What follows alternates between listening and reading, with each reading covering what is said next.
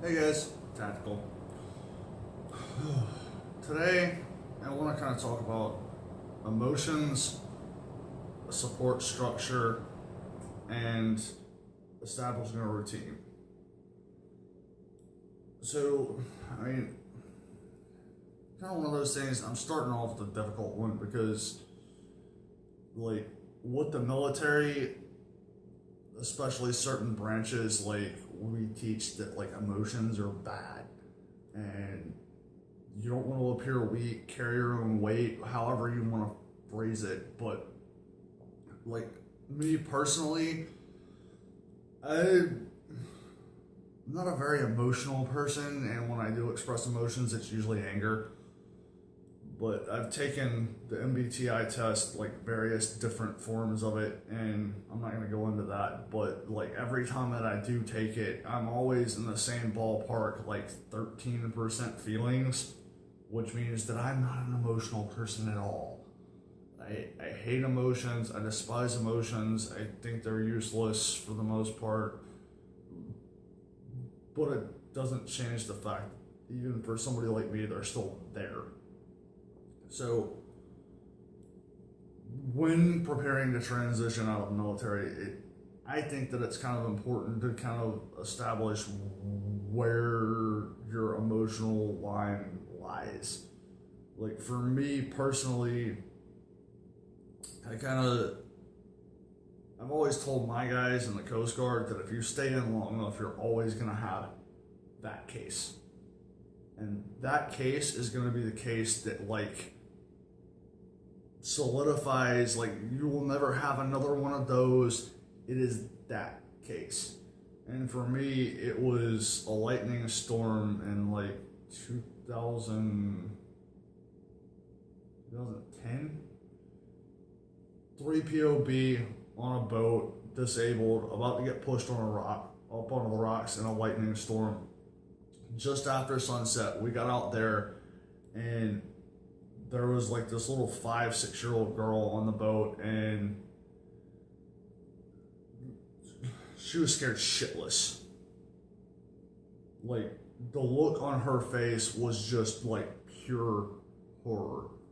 And when we pulled her off of the boat and plopped her down in the nav seat on our boat, I watched her face change from that look of pure terror to everything's okay now.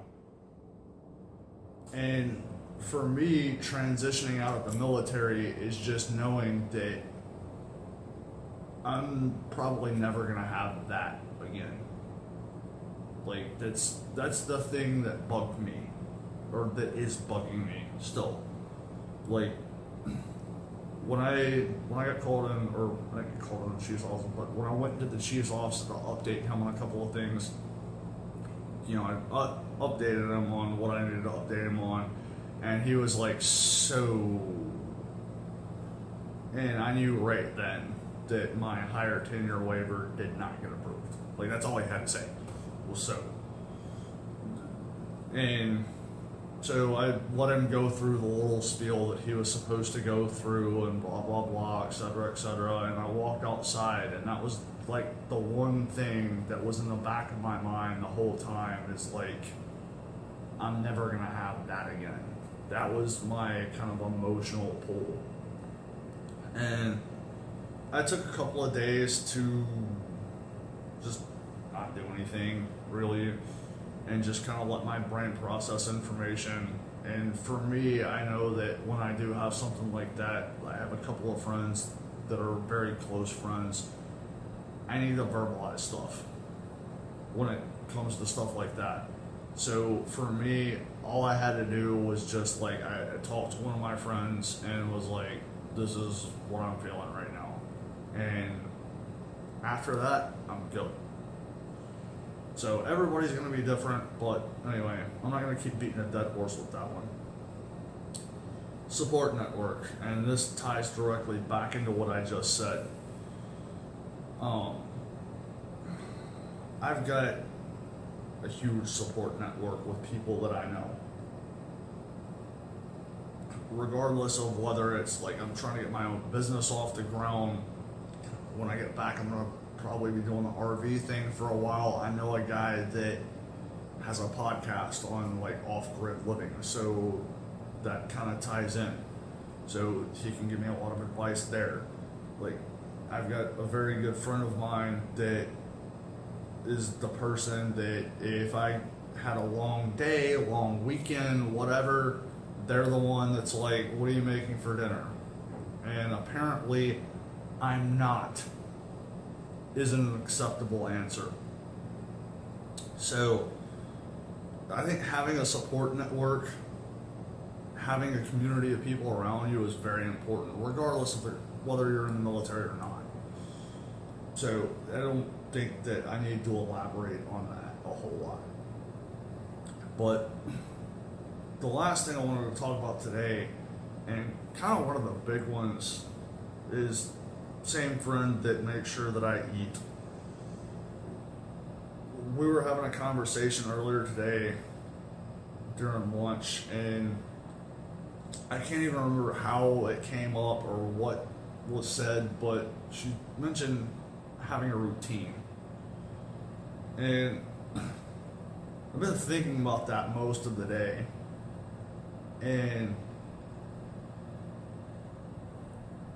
like, I've been in for 18 years now, working for the government in some capacity. So like, every part of the day there is a routine to it. So the morning time, you get up, you brush your teeth, you shave, you make coffee, you do this, you do that, you have your bag, you check your bag, you go to work.